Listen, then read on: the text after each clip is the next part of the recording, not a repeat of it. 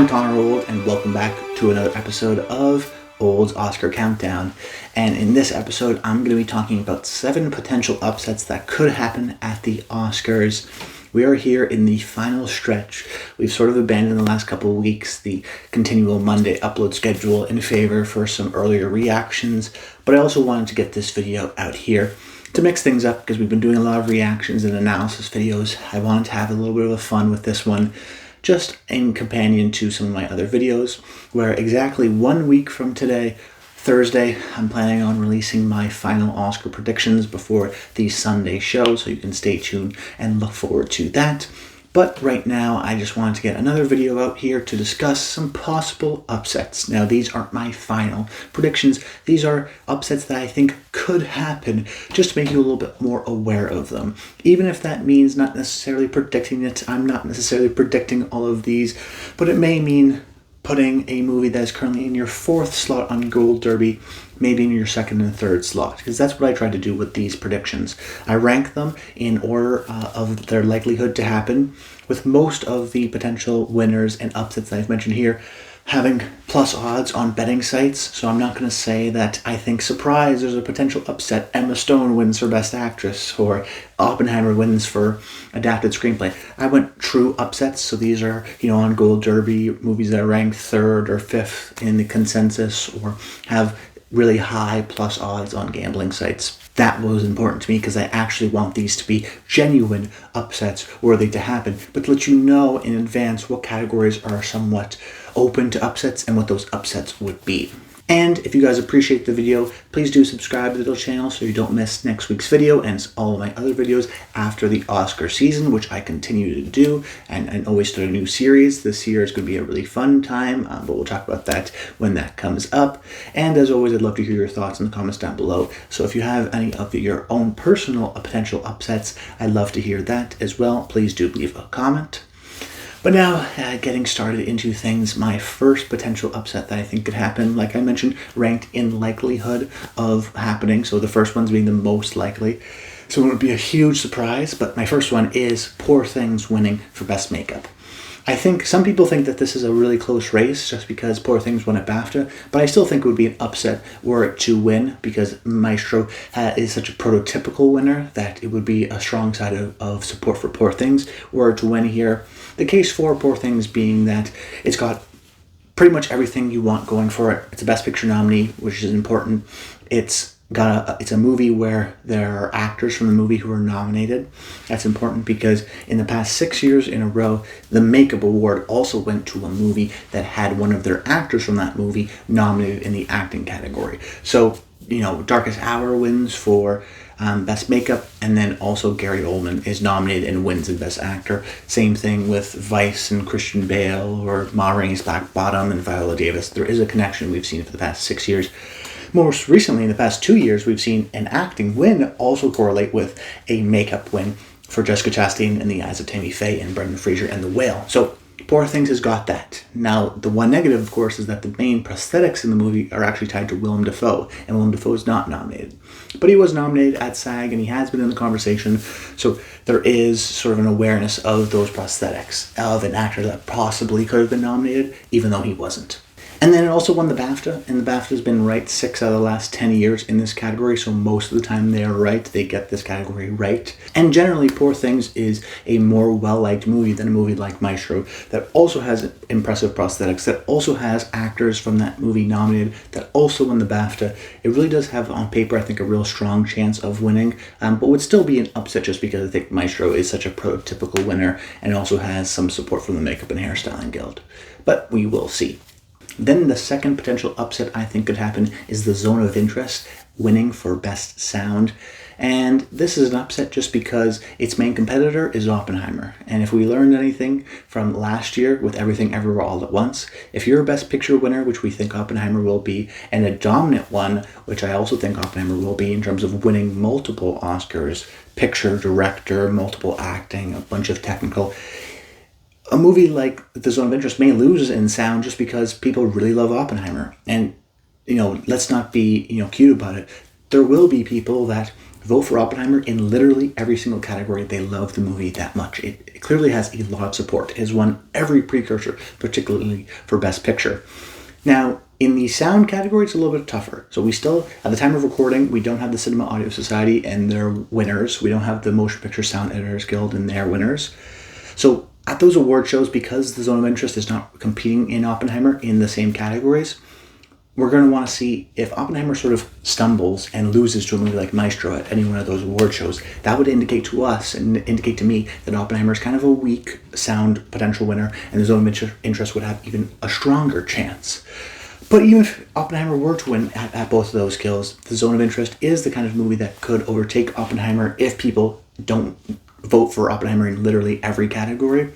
We also know that in the past, some people have issues with Nolan and the sound in his movies being, hard to hear, particularly movies like Tenet or The Dark Knight Rises. So there's still maybe some hesitation to give him a sound award. And The Zone of Interest is a movie where I think its biggest hurdle was getting nominated. That now that it's been nominated, I think it's a movie that a lot of people are catching up late to. So that's a positive. It won the BAFTA, so it's got support there. So it's not like it's going to be a crazy upset. It has an industry support. A lot of people are catching up to the movie, so I think it's surging at the right time because of that late release. And then also, I think it's an obvious enough of a winner because the sound is such an integral part of the movie, where I think if you like the movie, you think of the sound and you appreciate just how bold and interesting and impactful the movie is. Now, Oppenheimer also has an impactful sound in a different way, but the Zone of Interest is obvious enough, has sort of that crescendoing support, already won an industry award, and maybe an option to, we've given Oppenheimer 7, 8 awards, maybe let's give something like the Zone of Interest here. It's a possibility. Then the third possible upset I want to highlight is Napoleon winning for Best Visual Effects. And if you've been following my videos, you know that this has been one of my favorite long shots to potentially win because it's got a lot of things going for it. Now, I would have loved for it to have won at BAFTA or the Visual Effects Society, so it's gotten decreased a bit in my mind, but I still think this visual effects category is really unclear as to who the obvious winner is going to be this year.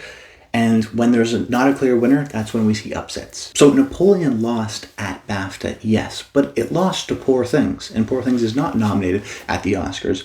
So we don't know if Napoleon was number 2 or number 3, but it's important to note that it's not like it lost out to a movie like The Creator or Godzilla -1, because it doesn't indicate that those movies are more well-liked than a movie like Napoleon. Now, it did lose pretty badly at the Visual Effects Society. Losing to Naiad in the category where it had very little competition was a major disappointment.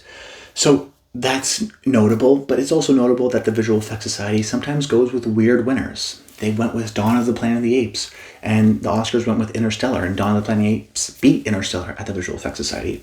A couple years ago, Midnight Sky beat out Tenet, and Tenet ended up winning at the Oscars. So it's not a super indicative bellwether all the time, because naturally the Visual Effects Society looks at different things than the general voting public.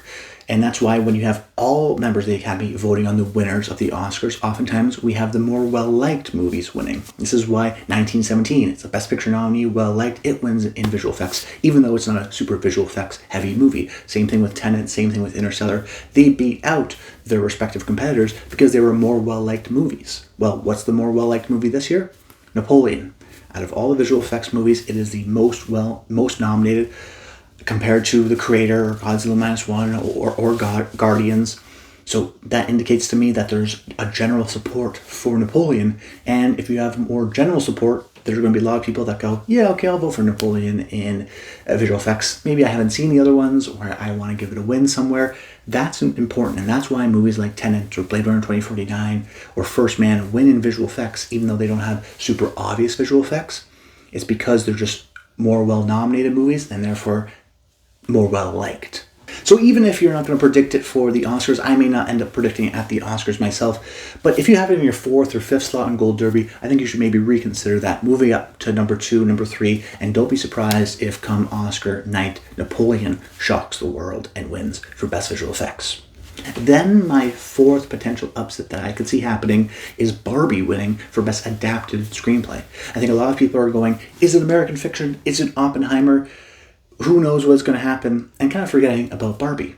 So American Fiction, the positives of it is that it's won pretty much all of the industry awards and precursors for this category. Oppenheimer being it's a Best Picture likely winner, juggernaut. It may just steamroll its way to a win here, even though it doesn't have some of the precursors. But I think a lot of people are forgetting about Barbie, because Barbie is similarly to American Fiction, does have the precursors, has won at some of these critics groups, something like Critics' Choice Awards, and has been nominated in a lot of places. So Barbie hasn't really competed head-on with American Fiction because it was in the original category of BAFTA. It won original at Critics' Choice Awards, and the WGA Awards haven't happened yet. And even still, Barbie's in original in that awards show too. And if you want to show the support for Barbie and the sort of creative achievement that Greta Gerwig did, and if you think that the snub of a nomination for director was a big enough of a shockwave, maybe the support goes here to Greta, who's never won an Oscar before, but sort of the support behind her of making this big IP movie and making it creative and making it her own, I think naturally applies to maybe giving it a Screenplay Award prize. Also another way to give Noah Baumbach an award, who's never won before and is a well-respected writer. So we have a category where there's some support for Oppenheimer because it's the Best Picture movie, some support for American Fiction because it has the precursors, but secretly Barbie has a lot of precursors too, just in a different category in original screenplay, and it is a typical screenplay winner in just how creative it is, how funny it is. So like American Fiction, they're very similar in many ways. Has the precursors, just in a different category, also funny, also witty, very humorous as well. And Barbie has more nominations, so you could maybe argue that Barbie is even more well-liked of a movie. I think people are looking at Oppenheimer and American Fiction and debating there, but if you really want to take a long shot and a surprise, I don't think it's crazy to predict Barbie for Best Adapted Screenplay. And then the fifth potential upset that I could see happening is on the other screenplay side. I think The Holdovers could potentially win for Best Original Screenplay. And I think among certain communities in the Oscar community, there's a real debate between Holdovers and Anatomy of a Fall, but I also think there's a lot of people, actually the majority of people, just automatically assume it's going to go to Anatomy of a Fall. And rightly so. It's got a lot of things going for it. Of course, it won at the Golden Globes. It also won at BAFTA in this category. But if you sort of break it down and look at the wins individually, doesn't necessarily ensure a win. First of all, it won at the Golden Globes for Best Screenplay. But the Golden Globes is a group of 100 or so people versus 10,000 at the Academy, none of which overlap. So they're really odd in many years of their winners. And that was also, 2 months ago? That was a long time ago in an award season. Do people even remember? Is this the opinion amongst voters still the same that Anatomy of a Fall has this great screenplay? Maybe. Now, its biggest win was winning at BAFTA. But were you necessarily surprised it won there? No, it was an international movie voted on by an international body. And then when you look at this category, Best Original Screenplay, and you look at the BAFTA winners, they're more wrong than they're right. 6 out of the last 10 years, they've been wrong at predicting the Best Original Screenplay category. They predicted Licorice Pizza, it went to Belfast. They predicted Banshees of Inisherin, it went to Everything Everywhere All at Once. They predicted The Favourite, it went to Green Book. They do their own weird things, and oftentimes they get it wrong in this category. So if anything, Anatomy of a Fall winning at BAFTA shouldn't be a slam dunk. The one sort of biggest knock against The Holdovers is that when it was competing against Anatomy of a Fall, for example, in the Best Original Screenplay category at the Critics' Choice Awards, it lost at Barbie. So there's never really been an instance, aside from BAFTA, in which The Holdovers competed with Anatomy of a Fall. And yes, the Holdovers did lose at that award show. An award show that gets it wrong in this category most of the time in the past 10 years, and is an international voting body, so of course they like the international movie.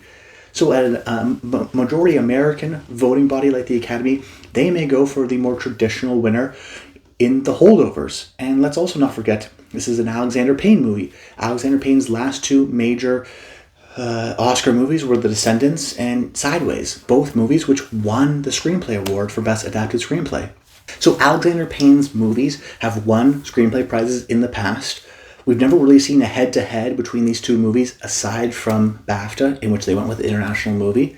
And BAFTA oftentimes gets it wrong in this category, so we shouldn't be so surprised if something like The Holdovers wins. It really is, I think, a neck-and-neck race. I may go with Anatomy of a Fall at the end of the day, but the question I think you have to ask yourself is this going to be more of a traditional Academy and go with a traditional winner, like The Holdovers, funny, humor, heart, makes you feel good, very classical, 70s kind of a movie? Or is this more of the new Academy, which will go for a little bit more of a challenging French courtroom drama, international film?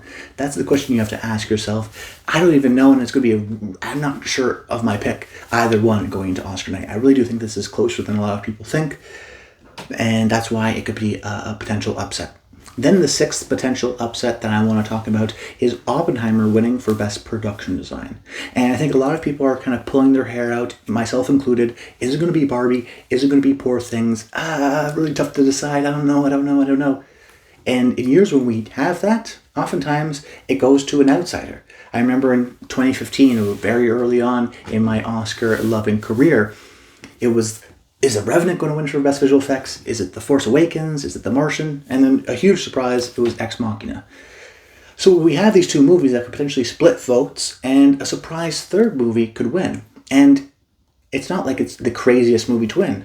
First of all, Christopher Nolan's other movies have been nominated for production design, even when they weren't well-liked big Oscar movies. Inception, Dunkirk, Tenet. Many of his movies have gotten nominated for Best Production Design. Christopher Nolan, I think, is seen as a technical director. He's well regarded as a writer, but mostly someone who's able to always get his movies sound nominations, production design, cinematography, things like that. So if this is the final year, or the big year, to reward Oppenheimer in all these different categories and finally reward Nolan, it may just be a situation where it wins sound and editing and cinematography. And you know what? Let's throw production design in there too, because people are just checking the boxes in Oppenheimer for every category. It may be like an Everything Everywhere All at Once or a Mad Max. And let's not forget, it just happened last year. Everything Everywhere All at Once was sort of a number 2, number 3 movie in a lot of categories. Editing, supporting actress, screenplay. And guess what? It won in all those categories. All those categories where we were like, maybe it's the number 2, debatable. It won in all of them because it was just a super well-liked movie. Oppenheimer's been winning everything, every Best Picture award, everything you could imagine. If a movie were to win a bunch of technical awards, like Mad Max did in something like 2015, it would be a movie like Oppenheimer, which kind of concerns me. They did a lot of real set building. Nolan has been nominated in the past for production design, so it wouldn't be this crazy out-of-the-box pick. And if there's a split between Poor Things and Barbie, you may see Oppenheimer come through and really shock the world and win with a huge potential upset in this category. And then in my final potential upset, one that's a little bit of fun but definitely could happen, is I'm Just Ken winning for Best Original Song. I think a lot of people are really convinced that What Was I Made For is going to win for Best Original Song. Just like every year they're convinced that one song is definitely going to win. But the truth of the matter is we really don't have a lot of precursors. The Golden Globes, I guess, being the biggest one. Recently we've had Composer of Society, or Society of Songwriters and Composers, that guild, recently has been a little bit productive, but even in past years they haven't been that productive. So we don't really have a lot of precursors that we can look towards. So I think a lot of people think it's the Golden Globe winner, and then whatever wins at the Golden Globes is definitely going to win. But we've had surprises with RRR last year, or Judas and the Black Messiah kind of coming in late. And I guess RRR wasn't a huge surprise last year, but I think there was debate amongst the Oscar community, even a couple weeks going into the Oscars. Was it really going to win? And there's a lot of other things going for I'm Just Ken. Another one being that What Was I Made For is written by Billie Eilish and her brother Phineas, and they've already won before, a couple of years ago, for No Time to Die. So maybe people won't even want to reward them again. Whereas I'm Just Ken, songwriters are Andrew Wyatt and Mark Ronson. And they're the two people that are responsible for all of the music in the movie. They did the score, they did a lot of the songs, and they were kind of the creative part of the music part of the movie. And Mark Ronson has been doing a lot of campaigning and showing a lot of support for Barbie on social media and things like that, putting his name in the ring. And then I'm Just Ken was recently announced to be going to be performed at the Oscars by Ryan Gosling, which was a bit of a news story, a big news story that was released during Oscar voting. So another sort of top-of-mind awareness that, hey, this is a fun song that people like. And in a way, Ryan Gosling, he was nominated for Best Supporting Actor. Margot Robbie was not. And I'm Just Ken is a key part of his character and what he was able to accomplish. So in a way, I'm Just Ken is, in a way, I think, going to be able to reward Ryan Gosling because it is his song. And also, What Was I Made For is a great song, but it's also a song that if it weren't in Barbie and was just released on the latest Billie Eilish album, it would be good and we'd all appreciate it. But I'm Just Ken is integral to Barbie. It is it's a song written for the movie, which the Academy may appreciate. That is, by definition, a great original song written for the movie, rather than a song that probably could have worked as a pop song as well, like What Was I Made For. So this is betting on the Academy to be fun, which is usually a very bad pick. But in recent years, whether it be the Husavik nomination for Eurovision, when that got in, that's a very funny song that got nominated, or even something like Natu Natu winning last year. That's a kind of, RRR is not a traditional Oscar movie. It's fun, it's silly, it's goofy, it's ridiculous. So the fact that that movie won for Best Song indicates to me that the Academy is willing to have fun in this category. And I'm Just Ken is definitely the fun pick. And is actually, I think, more representative, if you were to reward it, of the music of Barbie. So I actually think secretly I'm Just Ken has a lot of support, and I think a lot of people are just going, okay, let's go with What Was I Made For because it won the Golden Globes. But guess what? That's one precursor. We don't know, and every year we don't know what's going to win in this category because we don't have a lot of precursors. As a result, this category is prime for upsets, which is why I think I'm Just Ken could surprise and win. But let's just hope at the very least we have a good time watching Ryan Gosling do the performance on Oscar night. I'm really excited for that personally. But that's about it, guys. I hope you enjoyed the video. Stay tuned. Next week, a week from today, I will give my final Oscar predictions in all 23 categories before the Sunday night Oscars, so you can get and hear my thoughts before you make your final predictions. In that video, you can let me know your final predictions as well. But in this one, comment below, let me know some of your potential upsets that you're thinking could happen, or if I'm crazy in any of these predictions. But that's about it. Until next time, stay tuned.